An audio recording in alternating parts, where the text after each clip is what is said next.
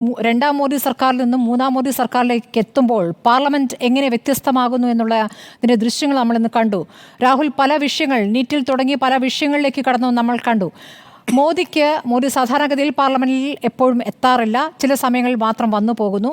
അദ്ദേഹത്തിന് പറയാനുള്ള കാര്യങ്ങൾ പറഞ്ഞു പോകുന്നു, അല്ലാതെ മറുപടി എന്ന നിലയ്ക്കുള്ള പ്രതികരണം നമ്മൾ കണ്ടിട്ടില്ല. അപ്പോൾ ഇനി പ്രതിപക്ഷത്തിന്റെ ചോദ്യങ്ങൾക്ക് മറുപടി പറയേണ്ട ഒരു സാഹചര്യത്തിലേക്ക് പ്രധാനമന്ത്രി നിർബന്ധിതമാക്കപ്പെടുമോ? സ്പീക്കർക്ക് പഴയ പോലെ പ്രതിപക്ഷത്തെ ഒന്നടങ്കം പുറത്താക്കാൻ സാധിക്കാതെ വരുമോ തുടങ്ങിയ പ്രധാനപ്പെട്ട ചോദ്യങ്ങളുണ്ട്. വളരെ പ്രധാനപ്പെട്ട വിഷയങ്ങൾ ഇന്ന് ചൂണ്ടിക്കാണിക്കുന്നതിനൊപ്പം തന്നെ ഇന്ന് പരമശിവന്റെ ചിത്രം ഉയർത്തിക്കാണിക്കുന്നു. ഭയമല്ല, സത്യമാണ് ആയുധമെന്ന് പറയുന്നു. പ്രസംഗം കേൾക്കുമ്പോൾ ആവേശം ജനിപ്പിക്കുന്ന പ്രസംഗമാണ്. പക്ഷേ ഈ ദൈവ ചിഹ്നങ്ങൾ, മതചിഹ്നങ്ങൾ ഒക്കെ ചൂണ്ടിക്കാണിച്ചുകൊണ്ട് ഇങ്ങനെ എല്ലാ ദിവസവും സഭയിൽ ഇങ്ങനെ എത്തുക സാധ്യമല്ല. ഇപ്പോൾ ഇന്നത്തേതൊരു തുടക്കം മാത്രമായി കന്നിപ്രസംഗമായതുകൊണ്ടുള്ള ഒരു ശൈലി എന്ന നിലയ്ക്ക് കണ്ടാൽ മതിയോ?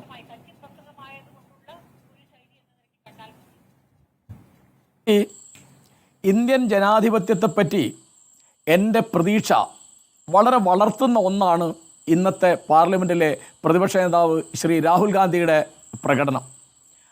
അദ്ദേഹം പഴയ രാഹുൽ ഗാന്ധിയല്ല. അദ്ദേഹം പല പ്രവർത്തനങ്ങളിൽ, പ്രത്യേകിച്ച് ആ ഭാരത് ജോഡോ യാത്ര തുടങ്ങിയുള്ള കാര്യങ്ങൾ വഴി അദ്ദേഹം വളരെയധികം മൂപ്പെത്തിയിരിക്കുന്നു.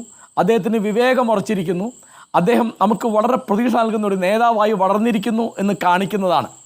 അപ്പോൾ നമ്മൾ ശ്രദ്ധിക്കേണ്ട ഒരു കാര്യം, അദ്ദേഹം സംസാരിച്ചത് അടിസ്ഥാനപരമായി അഹിംസയെ പറ്റിയാണ്.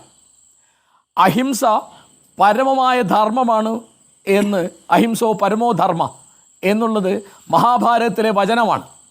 അപ്പോൾ ഇന്ന് അദ്ദേഹം ഗാന്ധിയെ പലവട്ടം ഉദ്ധരിച്ചു. തീർച്ചയായിട്ടും ശിവൻ്റെ ചിത്രം കാണിച്ചിട്ടുണ്ട്. ആ കാണിച്ചത് അഭയമുദ്ര എന്താണെന്ന് പറയാൻ വേണ്ടിയാണ്. അഭയമുദ്ര ഹൈന്ദവം മാത്രമല്ല, അത് ബൗദ്ധമാണ്, ജൈനന്മാർക്കുള്ളതാണ്, സിഖുകാർക്കുള്ളതാണ്. അതൊക്കെ അദ്ദേഹം പറഞ്ഞു. മാത്രമല്ല, അത്തരം ചില വചനങ്ങൾ ഖുർആനിലുള്ളത് അദ്ദേഹം കാണിച്ചു. അപ്പം മതേതര ജനാധിപത്യത്തിന് വേണ്ടിയാണ് രാഹുൽ ഗാന്ധി സംസാരിച്ചത്. അപ്പോൾ ചില സമയത്ത് ഇപ്പോൾ അദ്ദേഹം അതിനിടയ്ക്ക് അയോധ്യയിൽ നിന്ന് BJPയെ തോൽപ്പിച്ച് വന്ന അവധേഷ് പ്രസാദിന് കൈ കൊടുത്തല്ലോ. അപ്പോൾ അവിടെ വ്യക്തമാണ് അതിൻ്റെ സൂചന. അതായത് അയോധ്യയിൽ നിങ്ങൾ ഈ തരത്തിലൊക്കെയുള്ള ഹിന്ദു വികാരം ഇളക്കിയിട്ട് അവിടെ രാമക്ഷേത്രം പണിതിട്ട് ബാബരി പള്ളി തകർത്തിട്ട് ഒന്നും നിങ്ങൾക്കത് വോട്ടാക്കി മാറ്റാൻ എപ്പോഴും സാധിക്കുകയില്ല. അതിൻ്റെ ഏറ്റവും പുതിയ ഉദാഹരണമാണ് അവധേഷ് പ്രസാദ്. അതിനാണ് രാഹുൽ ഗാന്ധി കൈ കൊടുത്തത്. പിന്നെ തീർച്ചയായിട്ടും അദ്ദേഹം സത്യം എന്നുള്ളൊരു വാക്ക്, അഹിംസ എന്നുള്ള വാക്ക് ആവർത്തിക്കുന്നു. ഗാന്ധിയുടെ പ്രധാനപ്പെട്ട മൂല്യം അതാണെന്ന് പറയുന്നു. പിന്നെ ഹിന്ദു പാരമ്പര്യത്തിൽ അഹിംസ ഇല്ല എന്നതൊരു അടിസ്ഥാന നിലപാടാണ് ആരുടെ? ഹിന്ദുത്വവാദികളുടെ. അതിപ്പോൾ ഗാന്ധിജിയെ വെടിവെച്ചു കൊന്ന നഥുറാം ഗോഡ്സെ കോടതിയിൽ കൊടുക്കുന്ന മൊഴിയിലും കൂടി അത് പറഞ്ഞിട്ടുണ്ട്. അത് ഹിന്ദുവിൻ്റെ മൂല്യമല്ല അഹിംസ, അത് ഗാന്ധി കെട്ടിയേൽപ്പിച്ചതാണ്. കാരണം ഇവിടുത്തെ അവതാരങ്ങളൊക്കെ തീർച്ചയായിട്ടും വാളുകൊണ്ട് അല്ലെങ്കിൽ അമ്പ് കൊണ്ട്, ആയുധം കൊണ്ട് പ്രശ്നങ്ങൾ പരിഹരിക്കുന്നവരാണ് എന്നാണ് ഗോഡ്സെയുടെ നിലപാട്. അഹിംസ എന്നുള്ളതൊരു മൂല്യമായിട്ട് ഇവർ അംഗീകരിക്കുന്നില്ല. അപ്പോൾ ഹിന്ദു മതത്തിൻ്റെ പേരിൽ, ഹിന്ദു പാരമ്പര്യത്തിൻ്റെ പേരിൽ നിങ്ങൾ ഇങ്ങനെയൊക്കെ ചെയ്യുന്നു എന്നാണ് പറഞ്ഞത്. അപ്പോഴാണ് മോദി എണീറ്റിട്ട് ഹിന്ദു സമൂഹത്തെ അവമാനിക്കുന്നു പറഞ്ഞു. ആരാണ് അവമാനിക്കുന്നത്? ഹിന്ദു സമൂഹത്തെ അവമാനിക്കുന്നത് നരേന്ദ്രമോദിയാണ്. കാരണം എത്ര കൊല്ലം മുമ്പാണ് മഹാഭാരതം എഴുതിയതെന്ന് കൃത്യമായിട്ട് അറിഞ്ഞൂടാ. സാമാന്യമായൊരു ധാരണ 4000 കൊല്ലത്തെ പഴക്കം ആ ഇതിഹാസത്തിനുണ്ടെന്നാണ്. അതിനകത്ത് അനുശാസന പർവ്വത്തിൽ ഭഗവാൻ കൃഷ്ണൻ യുധിഷ്ഠിരനോട് പറയുന്നുണ്ട്, ഭീഷ്മനോട് ചോദിക്കൂ അവസാനമായിട്ട് അദ്ദേഹത്തിന് എന്ത് ഉപദേശമാണ് പറയാനുള്ളത്. അപ്പോഴാണ് അത് ചോദിച്ചിട്ടാണ് യുധിഷ്ഠിരൻ കൃഷ്ണനോട് പറയുന്നത്. അദ്ദേഹം പറഞ്ഞത് അഹിംസ പരമമായ ധർമ്മമാണ്, ഏറ്റവും വിലപിടിച്ച മൂല്യം എന്ന് പറയുന്നത് അഹിംസയാണ്. ശരീരം കൊണ്ടോ മനസ്സുകൊണ്ടോ വേറെ ഒരു ജീവജാലത്തെയും ദ്രോഹിക്കാത്ത അവസ്ഥയാണ് അഹിംസ എന്ന് യുധിഷ്ഠിരൻ പറയുന്നുണ്ട്. അപ്പോൾ ഞാൻ പറഞ്ഞു വരുന്ന കാര്യം, ഇപ്പോൾ ഹിന്ദുത്വ വികാരം ഉപയോഗിച്ചിട്ടാണ് ഈ അക്രമമൊക്കെ ഉണ്ടാക്കുന്നതെങ്കിൽ ഹിന്ദുത്വ വികാരം ഈ തരത്തിലല്ല പ്രവർത്തിക്കേണ്ടത്. അവിടെ ഹിംസയല്ല അഹിംസയാണ്, അസത്യമല്ല സത്യമാണ് വേണ്ടത്. അത് ഗാന്ധി പലവട്ടം പറഞ്ഞിരുന്നു. ആ അഹിംസോ പരമോധർമ്മ എന്നുള്ള വചനം വളരെ പ്രചാരത്തിൽ കൊണ്ടുവന്ന ഒരാൾ ഗാന്ധിജിയാണ്. അപ്പോൾ ഒരു ചിത്രം കാണിച്ചു എന്നുള്ളത് ആവശ്യമുണ്ടെന്ന് വെച്ചാൽ ആവശ്യമുണ്ടെന്ന് ഞാൻ പറയുള്ളൂ. കാരണം ആ കൂട്ടത്തിൽ അദ്ദേഹം ഗുരുനാനാക്കിൻ്റെ ചിത്രം കാണിക്കുന്നു. കാരണം അഭയമുദ്ര അദ്ദേഹത്തിനുണ്ട്.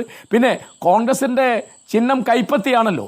അത് ഭയപ്പെട്ടവന് ഭയം കൊടുക്കുക, നിരക്ഷരതയിൽ നിന്ന് ആ ഭയത്തിൽ നിന്ന് എല്ലാ തരത്തിലുള്ള അഭയവും സംരക്ഷണവും ആളുകൾക്ക് കൊടുക്കുക എന്നുള്ള അർത്ഥത്തിലാണ്. ഇതിപ്പോൾ ഇന്ത്യയിൽ മാത്രമല്ല, ചൈനയിലും തായ്ലാൻഡിലും ഒക്കെ പ്രചാരത്തിലുള്ള ഒന്നാണ്. പ്രത്യേകിച്ച് ബുദ്ധ പ്രതിമകളിലൊക്കെ വളരെ പ്രചാരത്തിലുള്ള ഒന്നാണ് അഭയമുദ്ര. മഹാവീരൻ്റെ മുദ്രയിലുണ്ട്, ഗുരുനാനാക്കിൻ്റെ മുദ്രയിലുണ്ട്. അപ്പോൾ നമ്മുടെ പാർലമെൻറ്റ് പ്രധാനമായും ചർച്ച ചെയ്യേണ്ട ഒരു കാര്യം മതേതരത്വമാണ്, ജനാധിപത്യമാണ്, അഹിംസയാണ്. അഹിംസ ഇല്ലാതെ ജനാധിപത്യം നിലനിൽക്കാൻ പറ്റില്ല, സത്യമില്ലാതെ നിലനിൽക്കാൻ പറ്റില്ല. അതിന് ചില ഉദാഹരണങ്ങൾ അദ്ദേഹം വേറെയും പറഞ്ഞു. അപ്പോൾ അതുകൊണ്ട് നമ്മുടെ പ്രതിപക്ഷം എത്ര ശക്തമായി എന്ന് കാണിക്കുന്ന ഗംഭീരമായൊരു പ്രകടനമായിട്ടാണ് എനിക്ക് രാഹുൽ ഗാന്ധിയുടെ പ്രസംഗത്തെ പറ്റി തോന്നിയത്. അത് കൃത്യമായിട്ട് അപ്പുറത്ത് മനസ്സിലായി.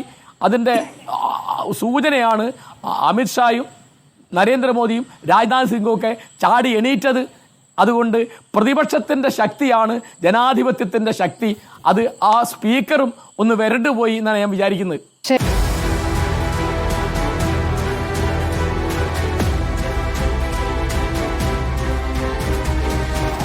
ഡിബേറ്റ് വിത്ത് സ്മൃതി പരുത്തിക്കാട്.